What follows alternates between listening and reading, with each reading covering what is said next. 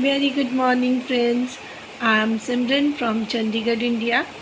आज मुझे जो बात करनी है वो बहुत इम्पॉर्टेंट टॉपिक पे बात करनी है।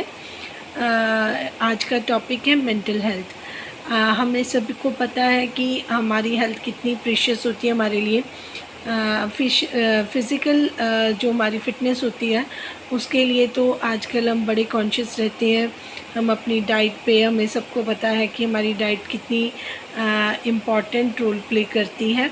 लेकिन हम अपनी मेंटल हेल्थ के लिए ना ही कुछ करते हैं, ना ही हमें कुछ पता है उसके बारे में। तो आज उसके बारे में थोड़ी सी बात करूँगी। अगर किसी को ये टॉपिक पे कुछ पूछना हो तो आप फ्री हैं कि आप मुझे मैसेज कर दें, तो मैं उसका भी रिप्लाई आपको दूंगी अगर कोई क्वेश्चन आपके माइंड में आता है। जो आज का टॉपिक है वो इस तरह है कि जितने भी सब्सक्राइबर्स हैं, आज उनके लिए बात कर रही हूँ, व्यूअर्स के बारे में।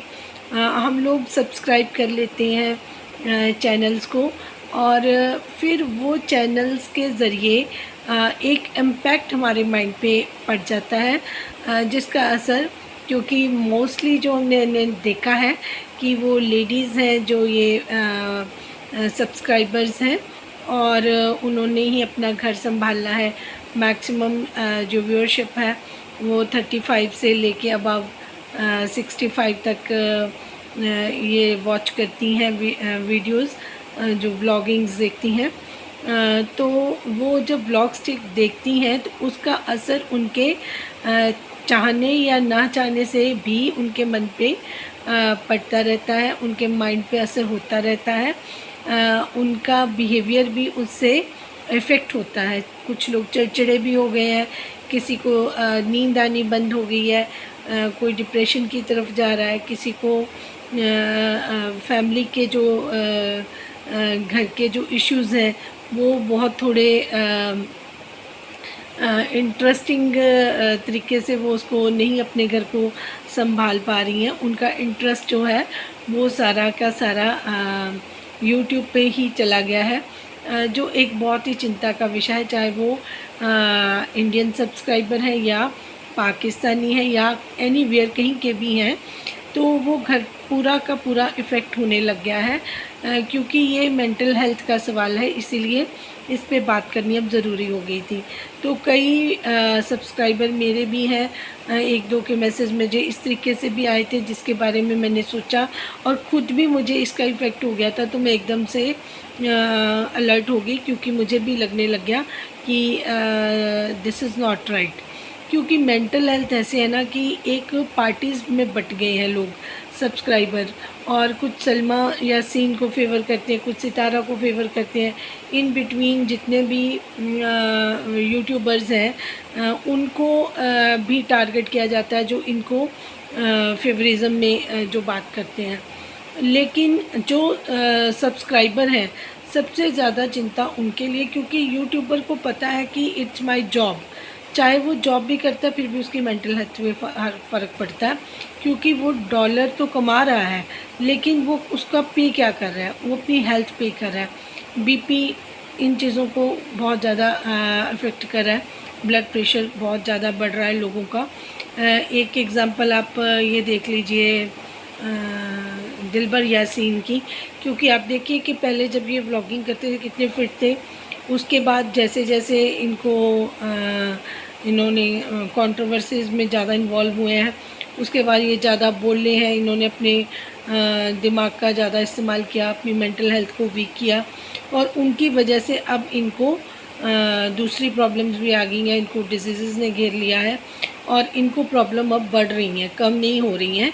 इसका इलाज अब ये है कि ये थोड़ा सा अपने आप को काम करें और अपने आप को मेंटल पीस दें, क्योंकि मेंटल पीस ही सबसे बड़ी हमारी ज़रूरी वो है, क्योंकि हम एक चैनल पे कोई बात होती है तो दूसरे चैनल पे भागते हैं देखने के लिए कि उसने क्या कहा, फिर तीसरे चैनल पे।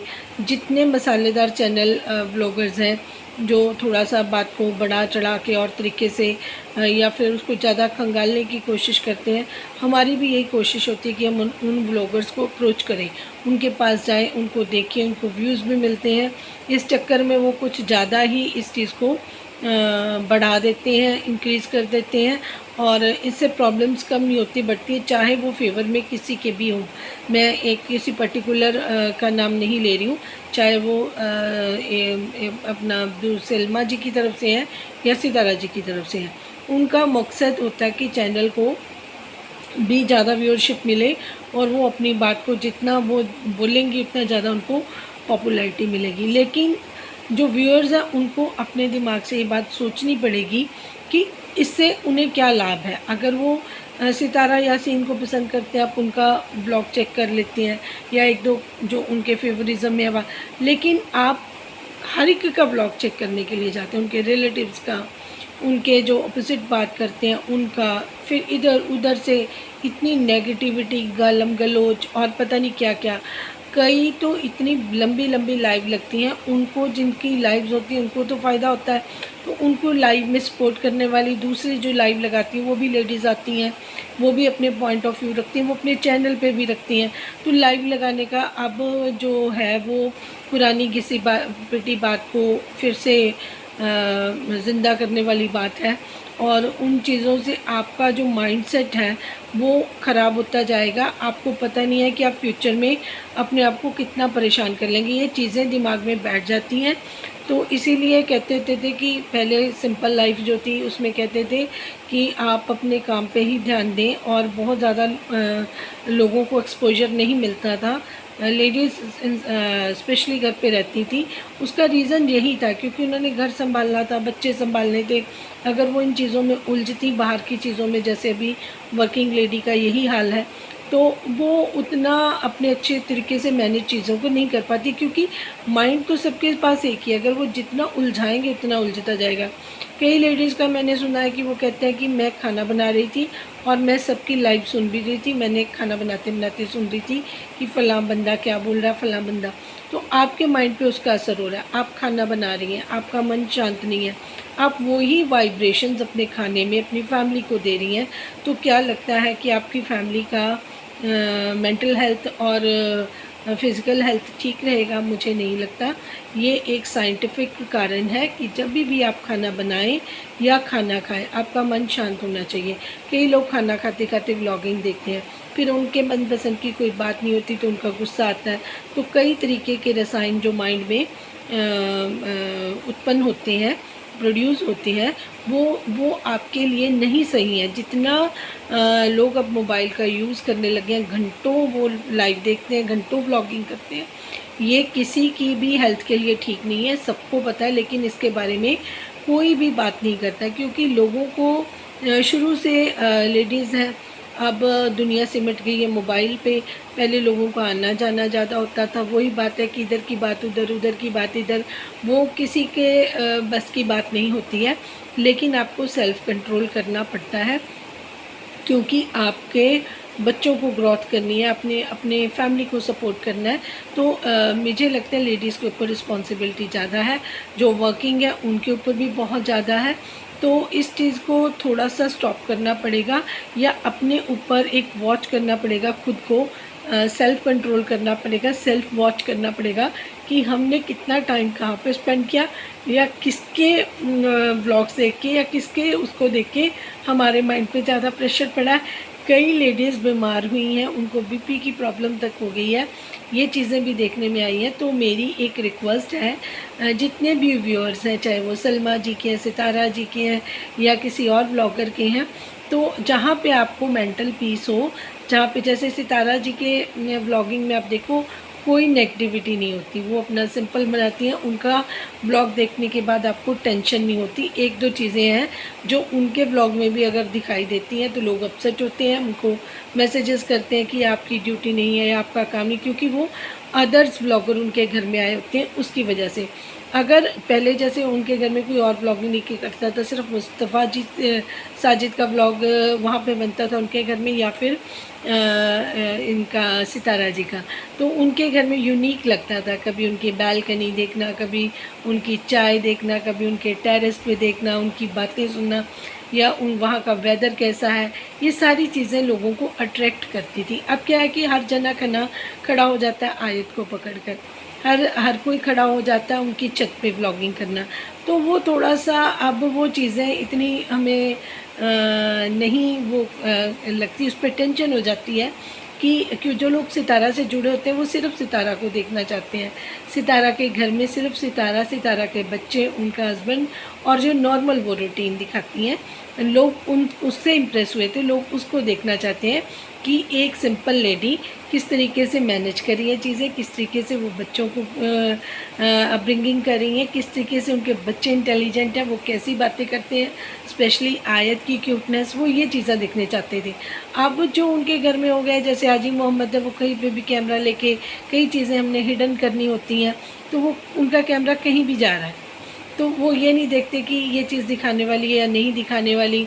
इनफैक्ट इन्होंने तो फ़ारूक यासीन के एक व्लॉग में उनकी बेटी ने कपड़े छोटी ने नहीं पहने थे, हालांकि वो छोटा बच्चा, वो कैमरा उन पे जा रहा है, तो उनको पता एक्चुअल क्या है कि उनकी एज भी इतनी है और उनको इन चीज़ों के बारे में इतना पता नहीं है, बस क्योंकि उनको पैसा का लालच हो गया तो वो उसमें शुरू हो गए।